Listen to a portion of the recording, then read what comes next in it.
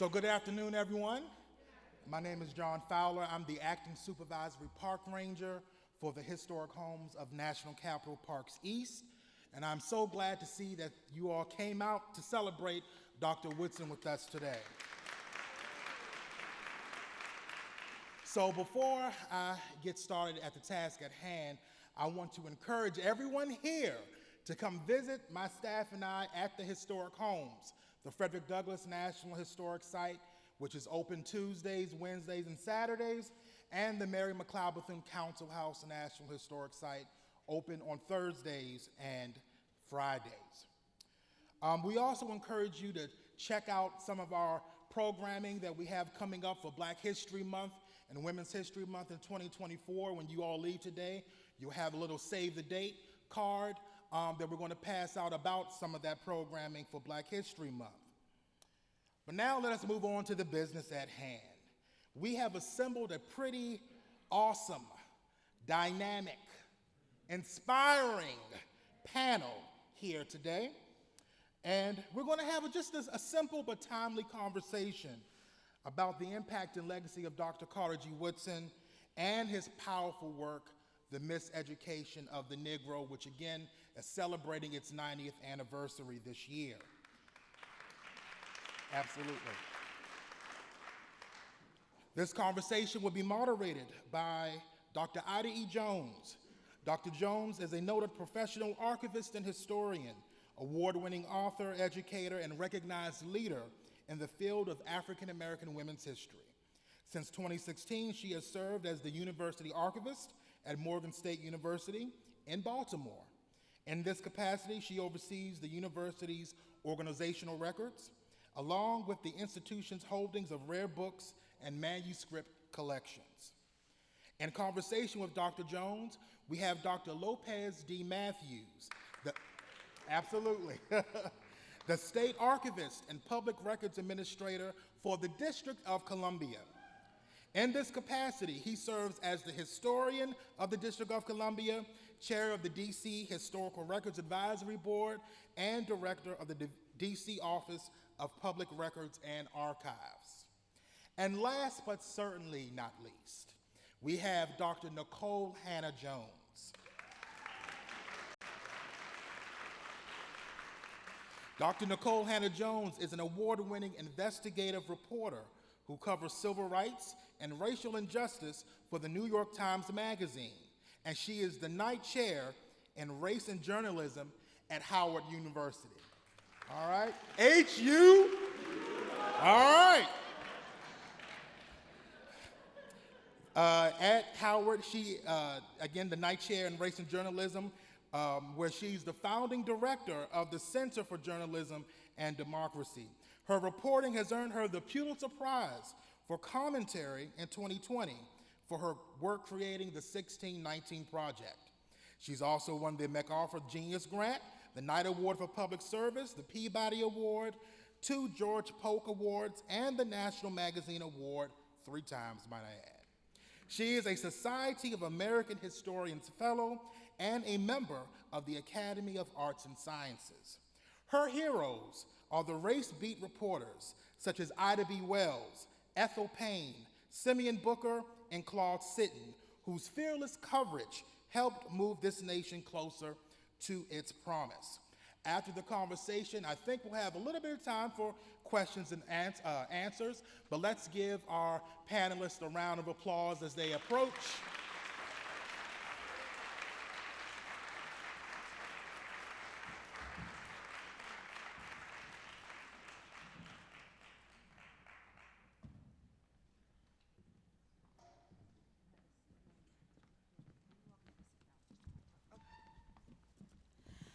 Good afternoon, everyone. I know we're here to see Dr. Hannah-Jones Nikole, my spirit sister and fellow Jones girl, but I just have to give a moderator's statement so we can have some context for our conversation on today. So we're here to celebrate the 90th anniversary of Miseducation of the Negro, published by Dr. Woodson. This is a 1992 Asala publication of that work. And I want to give some dates. So our students, as they say students, lifelong learners, let's jot down some numbers. 1619, 1875, 1912, 1915, and 1916, and 1933. So we know about 1619, and we'll get in conversation about that, but Carter G. Woodson was born December 19th in 1877. He passed away in April of 1950. That's going to be 75 years. In the next 2 years, it'll be 75 years since he's passed away. So our understanding of him is growing somewhat dim because his lived experience has very much been foreign to us and those of us who are living now. In 1912, he matriculated at Harvard University and obtained a PhD in American history. He was the first and only person of enslaved ancestry to acquire the doctorate degree from Harvard University. His dissertation was on the education of the Negro. Education was a very fascinating aspect that had been denied his enslaved parents and the enslaved persons that came out of emancipation in the 19th century. In 1915, in the wake of the film Birth of a Nation, he creates the Association for the Study of Negro Life and History. His advocacy was the idea that education opens your mind and dismisses the stereotype or the speculation and the rumor that supports a person. In 1916, he publishes the Journal of Negro History. So today I want us to kind of understand who he is and the times in which he lived. And if you can kind of just make a circle, we're going to use him as a lens or a prism through which we're going to see refracted the light of individuals in his time period. So in 1933, Miseducation of the Negro was published, but it's important to understand that all the articles in this book were published in the Universal Negro Improvement Association, the UNIA's paper, The Black World. So as a result, it was already published, and he compiles all of these articles together to make it a more readable, compact conversation. And in the midst of what he's doing here, and I'm going to bring in 1619, we're going to loop on back, so give me a minute. We have him talking to three distinct audiences. He's speaking to his people, those individuals who were born of enslaved parent ancestry, and those individuals who were living in that time period, to understand the importance of education. He was also speaking to African American detractors. All the enemy is not outside the race. There's enemies within the race that also cause problems. Then he was speaking to allies of any race and enemies of other races against the Negro. So we understood a tri-leveled layer, as which historians do, an understanding of the situation scientifically, that it's not just simply about African Americans, internal enemies or external enemies. It's about understanding the landscape and the warfare that you're going to be engaged in. That's what's made this book very seminal, because as human beings live and exist, we're not going to really change a lot of people, but when you understand the landscape, you're able to engage differently. So as we think about him as a prism through which we're seeing light refracted, I want to lift up gender, and I'm so happy to have my sister journalist here. I trained in journalism at Howard University, so we're going to have some really good questions. But nevertheless, the idea of one woman in particular. They always talk about Mary McLeod Bethune. She is my heart. I love Mrs. Bethune. But in conversation with Mrs. Bethune, here in Washington, D.C., a graduate of this very school was a woman named Nannie Helen Burroughs. Are we familiar with Nannie Helen Burroughs, anybody? And to my brothers of the Divine Nine, founded at Howard University in 1911, I have to add another omega to your roster. Colonel Wyatt, who's over there, if he can please wave his hand, has led a personal crusade to elevate the name of Nannie Helen Burroughs. So I want to share with you just a few things about her and hopefully have you go away to understand who she was, how she lived her life, and how we can identify with her work. So born on May 2nd, 1879 in Orange, Virginia, to Jenny and John Burroughs, Nannie Helen Burroughs was an average person. But her mother realized that opportunities in that part of Virginia were not going to be to her benefit. So the mother left her husband and brought her children to Washington, D.C. She matriculated here at the M Street, now Dunbar High School. The old M Street building is still over there at 128 M Street. That was the physical building they attended. Woodson's going to teach at the M Street School. So they're going to be crossing paths all the course of their lives. Now, interestingly enough, what she realized is she was extremely gifted. Like our young people, she was very well spoken. She was Black resistance, literally. And she sought to teach here in Washington, D.C. And once again, when we talk about the different landscapes, in Washington, D.C., there was a color line within the African American community. Someone who was very dark complected did not have very many opportunities during her time period. And although she qualified to be a teacher, she wasn't allowed to be a public school teacher. She didn't let that defeat her. I'll open my own school, and I'll set my own path, because I want to teach our people. So she opens a school, And her school is the National Training Institute for Women and Girls. Now, they said it was about domestic science and the 3 B's, the bath, the broom, and the Bible. Not in that order, but the idea that people coming out of enslavement, her mother was an enslaved person. And she really admired the tenacity of her mother to create a life for her and her sister who passed away in infancy, to be able to live a better life. So she saw within herself, within black women, the capacity to do for ourselves. If left alone to do it, we know there's an enemy. We understand we're at war here, but we also have to cultivate within ourselves. So she basically says the bath, the broom, and the Bible are going to help us. So she's doing what we now call microeconomics, teaching young black women and girls how to do domestic science, how to basically use their hands, what's in your hand, to make money for yourself. Simultaneously, she's also going to integrate black history. She's a Baptist, member of 19th Street Baptist Church. Dr. Woodson was a member of Shiloh Street Baptist Church, Shiloh Baptist. So they're in conversation, they're encountering each other. She looked up to him to be a mentor. And in 1927, at an ASALH meeting in Pittsburgh, she was on a panel with Dr. Woodson, Alain Locke, and she herself, and she talked about the social value of Negro history.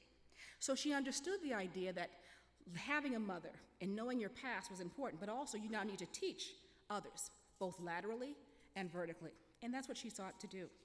So I just want to close very quickly with a discussion on what Woodson thought about working class black women. So Woodson was considered to be somewhat of a rather solitary figure, a very solemn individual, but he respected the idea of the working class. He respected the idea of black women working. He was in concert and conversation with both Mrs. Bethune and Mrs. Burroughs. And we all know about Mrs. Bethune, and I don't say we shouldn't have just one. We have an entire constellation of individuals who've done a great work to bring us to this point.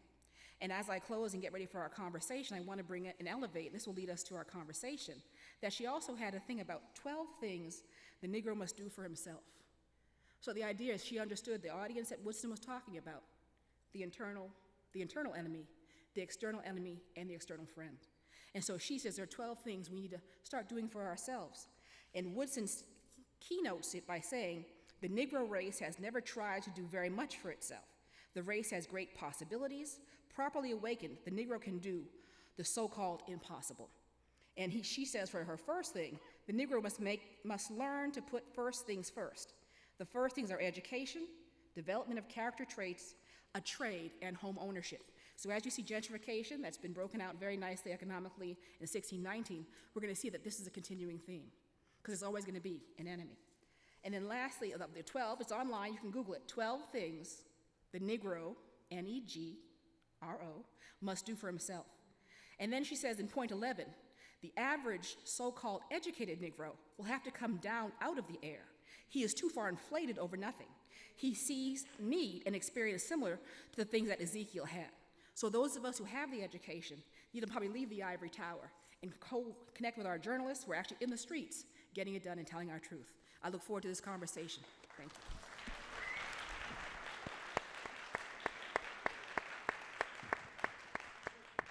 Hello?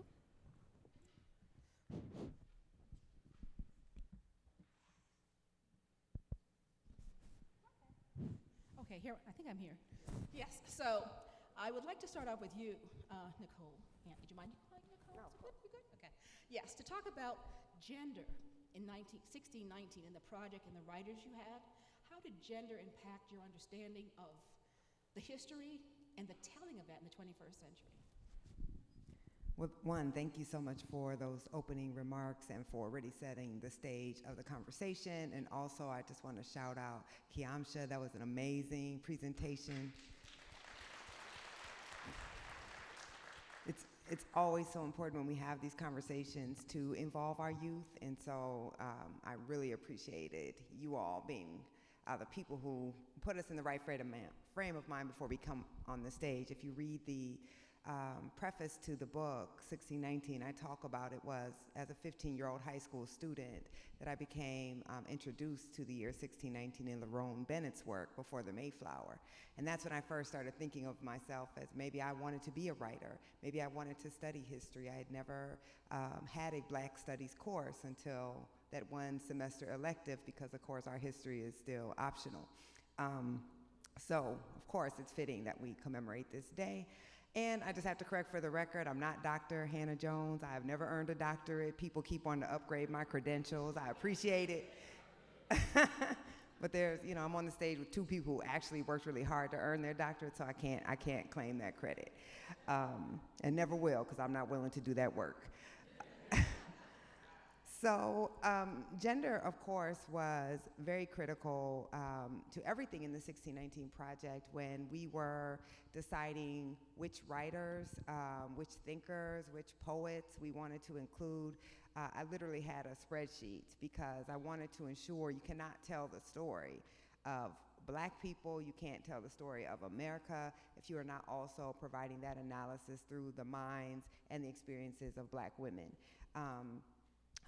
If the project overall is arguing that Black people are the perfecters of what democracy we have, it is clearly Black women who are the most ardent freedom fighters that this country has ever produced. And so we had to have that credit. And I think most particularly, when we were thinking about expanding the 1619 Project from the original project of essays to the book, I knew that we had to have a chapter on race, and that chapter on race had to be written by a woman, and that it had to talk about the creation of race through the wombs of Black women and what it is like to have to produce the institution of slavery through your bodies, and that we have not thought enough, I think, publicly about the particular type of labor that Black women had to play during the institution of slavery that was outside of the physical labor of the fields, but the forced sexual labor that Black women had to play. So gender was a critical lens through every aspect of the project. Thank you for that. And as I just want to follow up, and I'm going to get to you, Dr. Matthews, the idea of the transgender violence that Black people are suffering in this country, or people of color, and the idea of gender in terms of human trafficking as well. So that kind of continues. That's kind of a thread out of this 1619 era in which you become commodity. So can we look at the idea of how maybe music and some other things exploit that idea? Because there's a very fine line between just the sexy hip music and then this idea of becoming commodified and being property and or being, monetized in other derogatory ways. Yes, certainly. I mean, if we look at sexual violence in general, we know that Black women are more likely to experience sexual violence, more likely to experience sexual violence at a younger age, but also the least likely to be believed. That we adultify Black girls, we treat Black girls who experience sexual violence as if they have brought that violence upon themselves. We sexualize our Black girls from a young age, and that is certainly a legacy of slavery. We know during slavery there was no crime of rape against Black women, and that doesn't mean Black women weren't being raped. They were, but it was not illegal. There was literally no crime committed if you sexually assaulted Black women.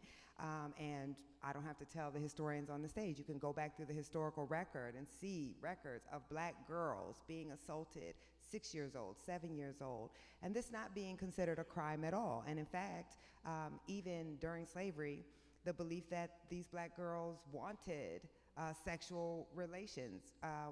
Look at how we think about Sally Hemings with Thomas Jefferson, as if this were a relationship, when in fact this was a young girl who had no ability to consent with the man who was raping her.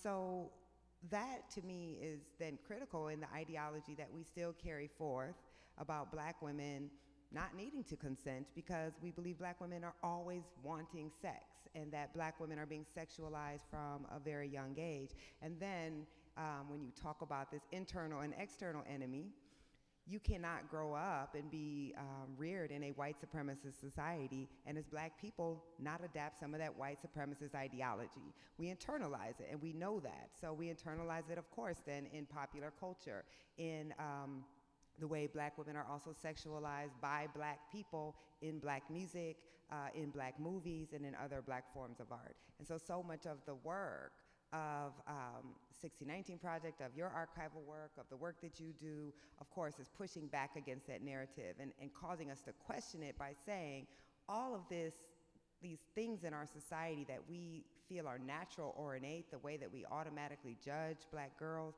this was all constructed. This was all part of a process. This is what Dr.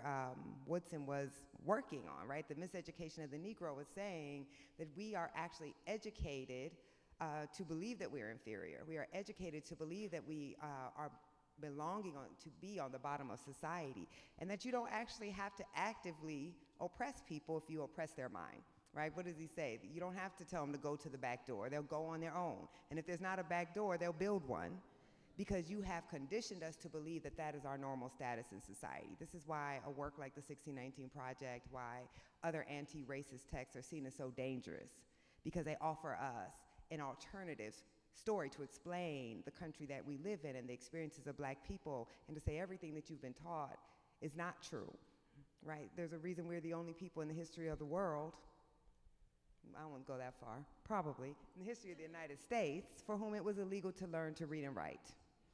No other group of people in the United States were ever prohibited by law from being literate, and that's because we understood that education leads to liberation, that you will not accept your circumstances if you know that there is such a thing as freedom, that you have the right to have freedom, and that there are other people fighting for freedom on your behalf. Thank you for that. Yes, you can applaud for that. That's really dope. That's really dope. And that's a journalist, so I think that's, we need to kind of elevate the journalists who are our front guard historians. So to you, Dr. Matthews, a nice segue into public history. How do you, as a public historian in the classroom, and then definitely in your work with the district, seek to kind of elevate and teach that without all the aristocratic language of the academy, which we love to do? Well, I think that that's one of the great things about public history as opposed to academic history, is that you're trained to write for a general audience. You're trained to write at a 6th grade, 7th grade, or 8th grade level because you want that history to be accessible. But you also want to make sure that it's the true history. Because, you know, there are institutions that try to shave down the history or try to mold it to make it more palatable to the masses. And so one of the things that I like to do is use the documents, because the documentation of all of this still exists. That's why archives need to exist, because they hold the historic record. That's one of the great things about Moreland Spingarn Research Center, where we all were at one point at Howard University, because they document that history and they tell the real story, and you can show people, okay, this really happened. We're not making this up. We're not interpreting this for you. This is what actually happened. And I think that's the power of public history, is that you can show the real. There's a document that I show my students every semester when I teach African American History Part 1. It's a slave auction. And it shows an entire list of about 30 or 40 enslaved people on this list. It's a document from Moreland Spingarn that I copied. And it shows the people and their ages and if they have any particular skill. And I ask my students, what can you learn from reading this document about slavery? And they instantly notice the ages of some of those enslaved people. 2 months old, 1 year old, 3 years old. And I say, okay, if they sell them individually, do you think it matters the age of the person they're selling? And sometimes they think about it and they go, oh wait, no, it doesn't matter. And I say the connections of these people do not matter. And so just looking at this document, it really helps them understand that slavery was a business. Because sometimes they look back at it and they think of African Americans as people. And they say, well, you're selling people, and these are people. But if you look at the documents, you see they weren't seen as people. They were just seen as commodities to be sold separately. And so that's really what I think public history and archives really bring to the masses, is that it helps them understand better just by looking at the actual documents. And so that's actually what inspires me to work with documents even to this day. And that's a very good point, because the documents do tell. So now we look at art, which is our theme for 2024, is African Americans in art. So when we think about Woodson and the publications he's done and what you've done here in this 1619 project using poetry, and if you can kind of think about that for a minute, but I wanted to talk to you, Lopez, about the idea of the visual arts, like Lois Mailou Jones and other women that he brought in to illustrate books. And also, to your point, another thing, keep that in mind, there's a children's edition to this book. It's a lovely illustrated children's book. So you're literally living in the wake of a Nannie Helen Burroughs with the work that you're doing to make it digestible, accessible, and even if you don't want to read the heavy pre-essay, the poems and other kinds of fictional stories can let you wade into the water as deep as you can handle it, because this is emotional labor. So to your point, Dr. Matthews, what I'd like to ask you to talk about the illustrated works in the Associated Publishers and how we've morphed that into Asala TV. This is our chief operating engineer of Asala TV, and so you are using the mediums of the current age to do that.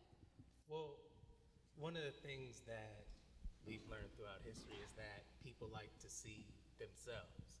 And one of the things that you notice when you look at the Associated Publishers' work is that all of their designs are very African influenced.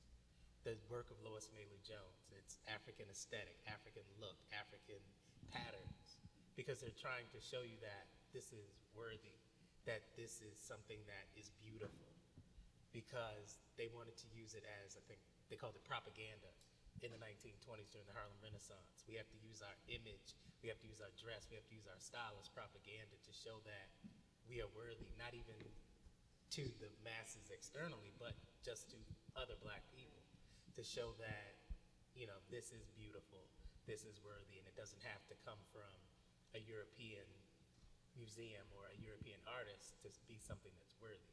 And so that's something that you see when you look at all of the Associated Publishers' work, particularly during the era of Carter G. Woodson, and you look at that work of Lois Mailey Jones. I mean, some of their stuff is absolutely beautiful. African masks, and it's all African inspired, but mixed with African American culture and African American aesthetic. And so that's really what you see when you look back through the work of Asala and Carter G. Woodson. Is there a poem you'd like to share from the book or that was inspiring to you? I mean, there's several, tens of poems. I don't know if you have a favorite poet or style of poetry, but how did that impact you in terms of communicating this emotional conversation? Yeah, well, I couldn't recite them by memory, but I can point you to my favorite one. So, you know, one of the reasons that we decided to include poetry and short fiction, well, there were a few reasons. One, that this was truly a community project. We knew, you know, I alone could not write the 1619 project. It had to be reflective of the descendants and have, you know, historians, we had art historians, we had economists, we had sociologists, and then one of the greatest gifts, of course, to the nation and the world of black people is our creativity, our creative writing. We have a art book that's actually coming out next year where we commissioned original art from black artists. So part of it was just being able to include as many voices as possible, but we also were talking about how because as a nation, we learn this history so poorly. We kind of have a collective forced amnesia, even amongst black people, where you couldn't do this project without trying to fill in some of those gaps of history, because it's not a work of history, it's a work of journalism, and every essay is actually talking about an institution in America right now, and then showing how the legacy of slavery has built and impacted it. And so we were talking about how so many of these moments in history, you can't find the documentary evidence from the black perspective, because 95% of us were not literate during slavery. So we learned so much of this history through the white gaze. How were we then to reimagine this history and tell this history through the black eyes and black perspectives? And that's when we thought, well, let's invite some of our greatest writers to reimagine these historic moments and to tell these historic moments by embodying black people. And the beauty of it was, there's some, you know, my two favorite, I shouldn't say this because I don't want any of the writers to think I didn't think theirs was the best, but my personal two favorites are the poem by Eve Ewing on Phyllis Wheatley. The last stanza of that poem brings tears to my eyes. And Jesmyn Ward, who's one of our greatest writers, also, you know, I'm a granddaughter of Mississippi. She's a daughter of Mississippi, and her poem about a black mother's child being sold away from her will just haunt you. But I also got to ask someone like a Barry Jenkins, who is a director and a screenwriter, and his is one of my favorite pieces. Terry McMillan, who you would never even think of in a text like this, but has been one of my favorite writers since I was a young person. She did a piece in this. So it was a beautiful way to include writers in a text that is nonfiction, that is trying to do some historical work, who would not normally do historical writing, but who we could really demonstrate just the sheer breadth of Black talent and ingenuity in this work. Thank you for that. I want to turn it over to the audience. I know you didn't come here to sit and have me talk, but I see one hand up. I don't know if we're going to have any mics. Julie, there's a person here. Sir or ma'am, do you want to stand up? I can't quite see.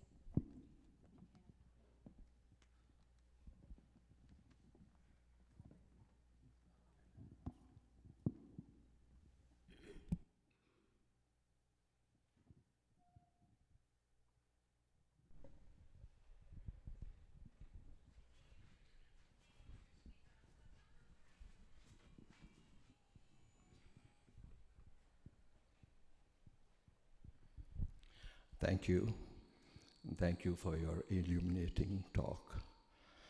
My name is Brother Khan. I'm a writer and activist. I'd gone to Birmingham for the 60th anniversary of the Four Little Girls, Birmingham, Alabama, and I saw in the Hilton Hotel over there a huge portrait of Confederate and KKK leaders. KKK leaders were from Mississippi. And that picture was from 1916. So I protested and I got that picture down from the Hilton Hotel. But the thing was, some of my friends said, that was not your place to protest. You should have allowed a Black person to do that. Now I'm questioning myself, did I do the right thing or the wrong thing? That's my question. You need some better friends, for one.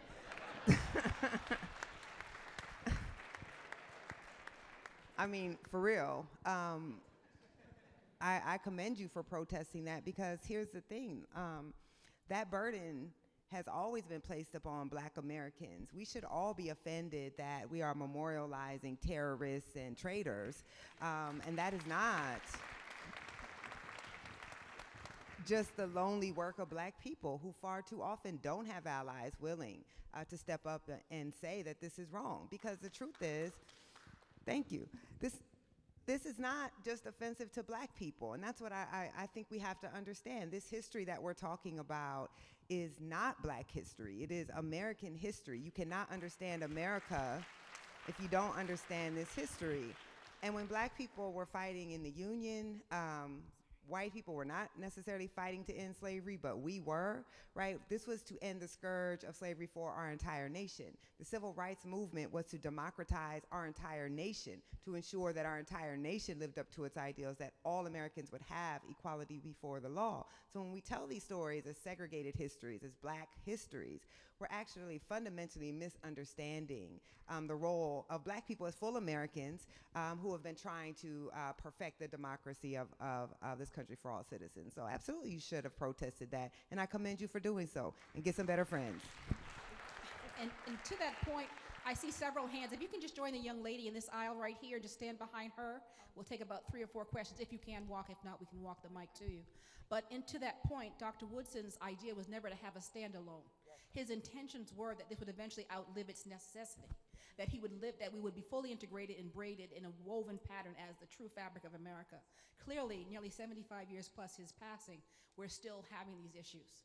And so it's unfortunate, but it is American as apple pie. So I think the young lady behind has a mic. Yes. I would like to ask the question. Good evening. Curiosity, you clarified, Nikole, about you consider yourself a journalist first.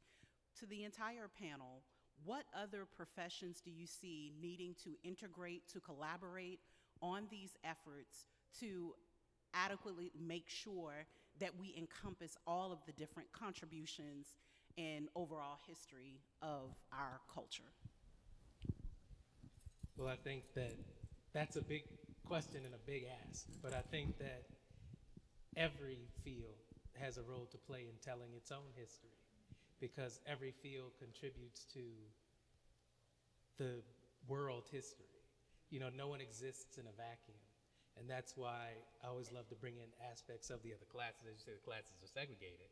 I love to bring in the aspects of the other classes so that you can understand that it is a weave, that history is a weave, and everyone interacts with each other. And so I think that every field has a role to play in telling a full story, because no one is an expert on everything. And so it'll take people from various fields to tell their own story. And so that's my thought on that. I'm gonna add to that.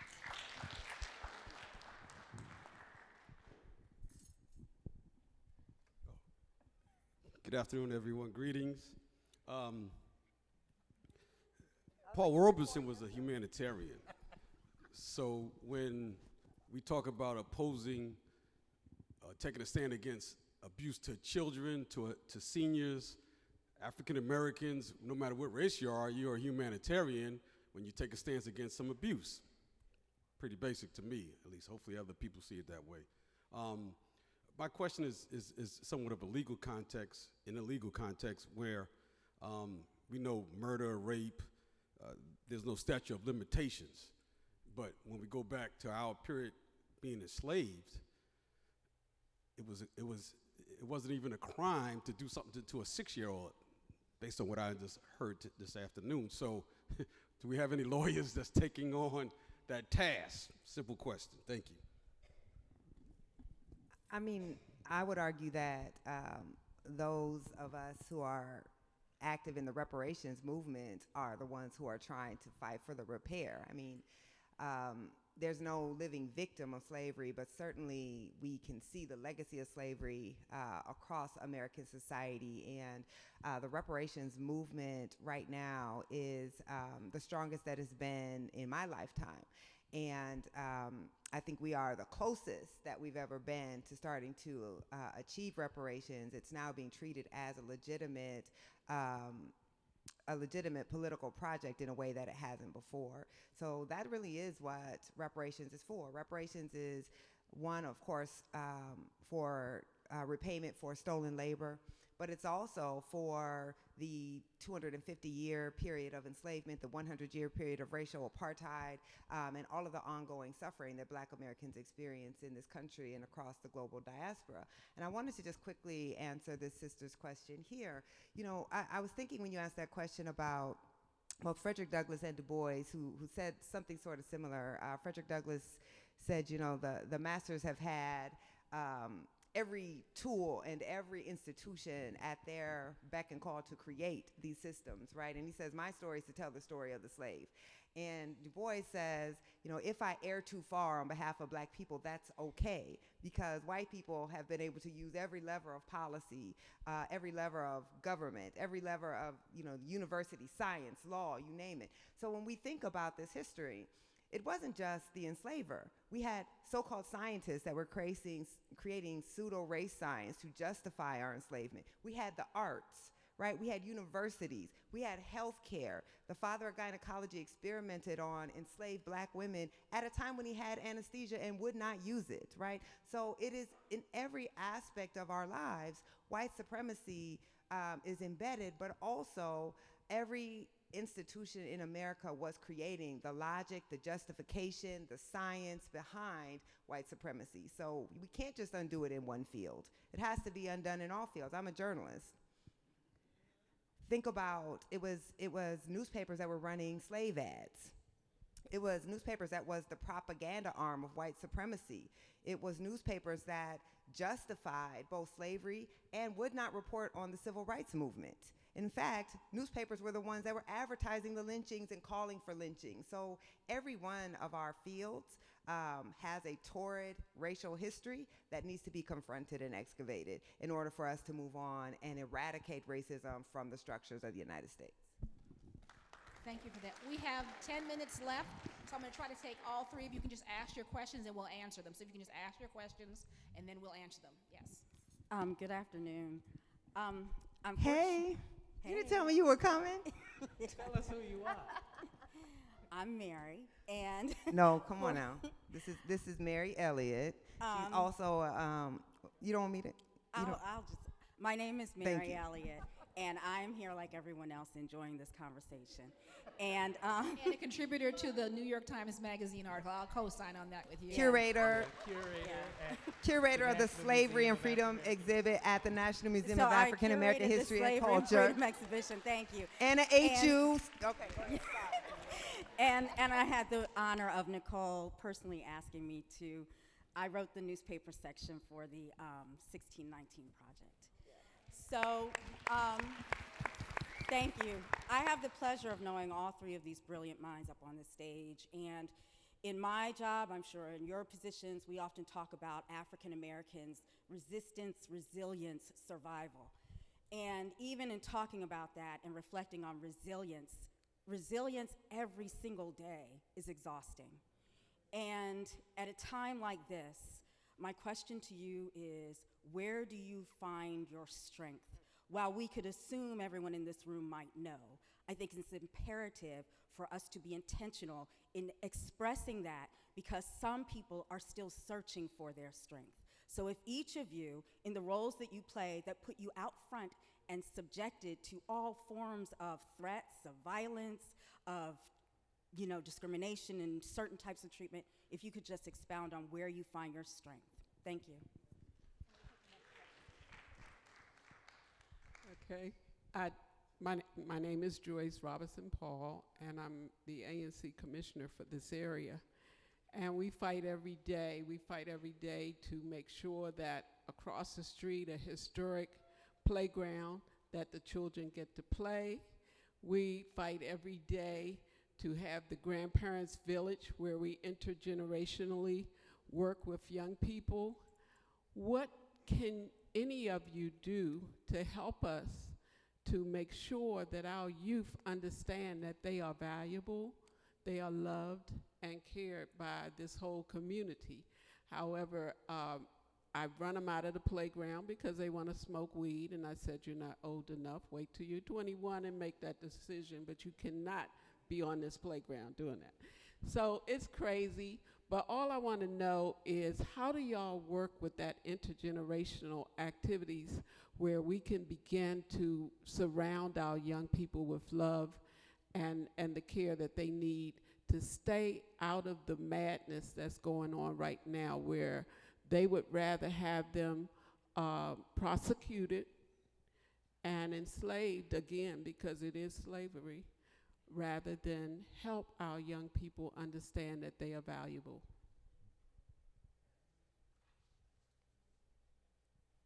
Good evening. My question is about the birth of a nation, and just out of curiosity, to what extent did the popularity of that film have on Dr. Woodson's work? And was he, I guess what I'm trying to say is, how much did that film impact his work, or obviously was he already doing his scholarship in the work, and that film just, kind of became its own thing, and then he really took it from there? Thank you. all. Yes, so we're going to each take one question. So do you want to deal with self-care? And do you want to deal with Woodson, and I'll do intergenerational? Okay. Okay. Well, I will say that Birth of a Nation comes out in 1915. Woodson founds Asala in 1915. And I won't say that it was a direct influence on his work, but it was part of it was just one more in a series of insults to Black people and Black history. It's like a series of cuts, There were historians who said that Black people made no contribution to American history. And that's the work that he's combating. And so when you have Birth of a Nation come out and it's a cinematic masterpiece and everyone's celebrating it, you have Black people fighting against its negative stereotypes, and you have Woodson saying, okay, once again, this is a time where we have to show the true history and the true contributions of African Americans, and that's why his work was so important. And I do want to say, I know we only have 5 minutes, so I'm going to stop talking. Y'all stayed this long. You can stay 2 more minutes. So, and I did just want to hit on, I know I'm not supposed to hit on the self-care thing, but I run a mentoring program for Black male high school seniors, and I get my strength from seeing them excel and succeed. And that's where I get it from. And also, I find things interesting to learn in the archives, like, oh, thank you. Like, I was reading speeches of Marion Barry, and I know who he is, and I've heard about him, and I've heard his story, but actually reading his words and seeing the breadth of places he spoke at, I'm like, wow, he really, truly was amazing.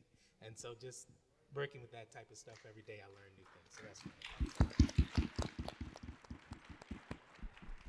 So I'm going to break your rule, too. I'm going to answer two of the questions just quickly.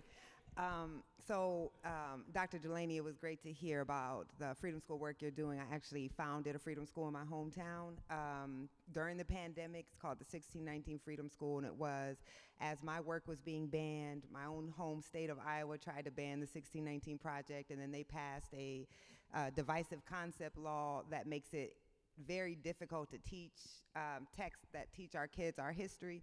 And I kind of understand why they tried to ban the 1619 Project, because it was learning about 1619 that turned me into the person I am today.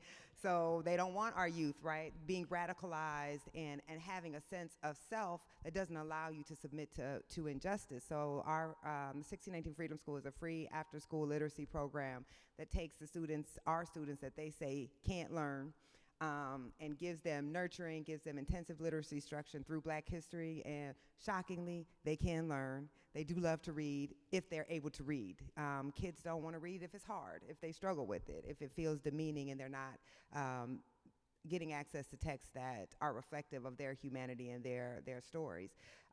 As far as strength, Mary, you know this, I get my strength is ancestral, period. I am a daughter of the Great Migration. My father was born in a cotton field. My grandmother was born in a cotton field. They were sharecroppers. My grandmother brought my father and his older brother up north when my father was 2 years old, because she was determined her children would not pick cotton. She was a domestic. That was the best job she was ever able to get outside of the South. She had a 4th grade education. So my life is not hard. I just have perspective. It doesn't mean that there aren't days where it's stressful. It doesn't mean there aren't days where it's tired, but at the end of the day, I get to read books, and I get to write, and I get to try to inform our people about our greatness. My life is not hard, and so I never struggle for strength. I never struggle for motivation, because I know what we came from, and I have a duty to pay back that debt.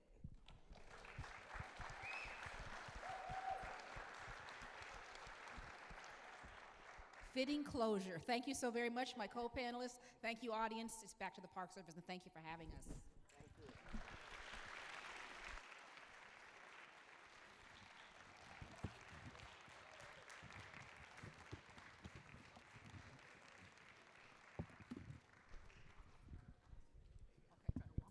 Thank you all. I know we have gone over. I greatly appreciate you all taking time out of your day, your month. The December is always challenging for us because we know there's lots of activities going on, but I'm certain you all agree with me. This was time well spent.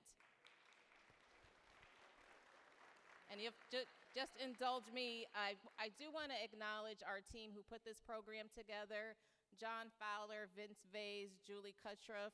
Thank you so much for your efforts. We wouldn't be here without you. And to the Metropolitan Police Department and United States Park Police, who I understand have been great helping with traffic management. Having activities in the city is often challenging, and we just want to acknowledge Commander James Bulletin with the 3rd District of the DC Metropolitan Police Department, and Major Gregory Green, the Patrol Branch Commander, United States Park Police. And it wouldn't be a birthday party without cake, so thanks to Kiamsha, we do have refreshments out in the lobby. Thank you all.